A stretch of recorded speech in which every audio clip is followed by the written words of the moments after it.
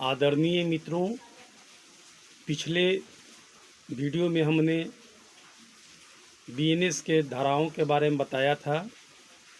आज हम हत्या के बारे में बताएंगे। मानव हत्या जो होती है उसके बारे में बताएंगे। हत्या आईपीसी की धारा 300 में उसका डिफिनीसन दिया गया है। जो अभी नया जो एक्ट आया है बीएनएस भारतीय न्याय संहिता, उसके सेक्शन 101 में वर्णित है।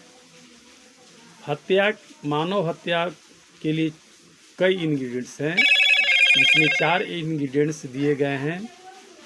पहला है कि यदि को वह कार्य जिसके द्वारा मृत्यु कारित की गई है, मृत्यु कारित करने के आशय से किया गया है। दूसरा है कि जिसके द्वारा मृत्यु कारित की गई है वह शारीरिक क्षति कारित करने के आशय से किया गया है, जिससे अपराधी जानता है कि उस व्यक्ति को मृत्यु कारित करना संभाव्य है, जिनको का वह अपहानि कारित की गई है। इसी तरह से और इंग्रेडिएंट्स हैं मित्रों।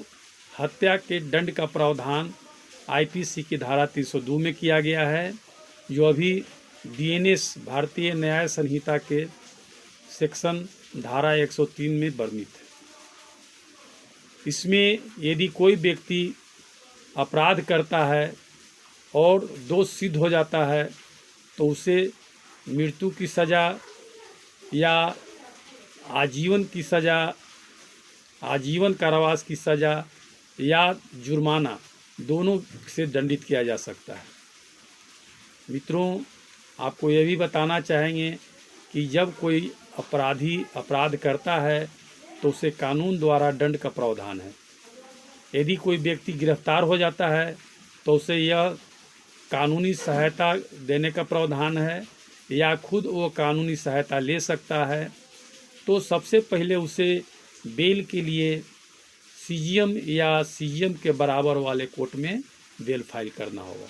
यदि वहाँ से बेल उसे मिल जाता है तो ठीक है, अन्यथा उसको डिस्ट्रिक्ट एंड सेशन जज में बेल के लिए प्रार्थना पत्र दायर करना होगा। उसी तरह से डिस्ट्रिक्ट एंड सेशन जज यदि बेल दे देती है तो ठीक है, नहीं तो उसे हाई कोर्ट में बेल के लिए पिटीशन देना होगा। ठीक उसी तरह से यदि हाई कोर्ट उसे बेल दे देती है तो ठीक है, नहीं तो सुप्रीम कोर्ट जाने का प्रावधान है। यह तो बेल की प्रक्रिया हो गई। जब वह गिरफ्तार होता है तो यदि वह अग्रिम जमानत चाहता है, जिसे एंटीसिपेटरी बेल कहते हैं, तो उसके लिए सबसे पहले डिस्ट्रिक्ट एंड सेशन कोर्ट में फाइल करना होगा। वहाँ जब बेल नहीं मिलती है तब हाई कोर्ट आना होगा। हाई कोर्ट जब बेल नहीं देगी तो या तो सुप्रीम कोर्ट में जाए या फिर सरेंडर करे, यानी कोर्ट में हाजिर हो। मित्रों, यह तो प्रक्रिया बेल का हो गया। यदि उससे आगे बढ़कर हम देखें तो कोई अपराधी जो हत्या का दोषी या हत्या के लिए आरोपित है, उसे session and district and session court में ट्रायल के लिए फेस करना पड़ता है। डिस्ट्रिक्ट एंड सेशन के कोर्ट में जब दोनों पक्ष की गवाही होती है और उसे दोष सिद्ध कर दिया जाता है तो अपील के लिए उसे हाई कोर्ट आने का मौका मिलता है।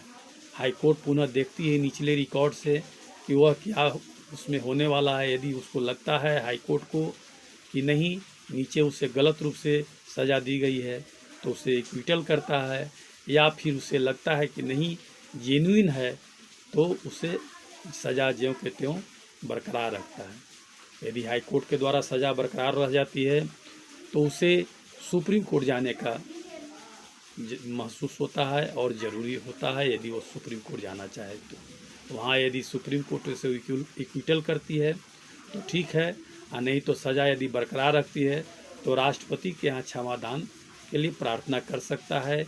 यदि क्षमादान राष्ट्रपति के यहाँ से मिला तो ठीक है, न तो सज़ा उसे भुगतना पड़ता है। दोस्तों, ये हुई हत्या के आरोपितों के लिए दंड की प्रक्रिया और परिभाषा। पुनः हम अगले वीडियो में मित्रों आपसे मिलेंगे, इसमें दूसरे टॉपिक पर बात करेंगे।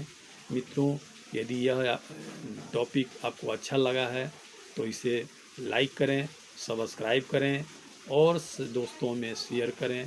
धन्यवाद। पुनः अगले वीडियो के साथ मिलेंगे।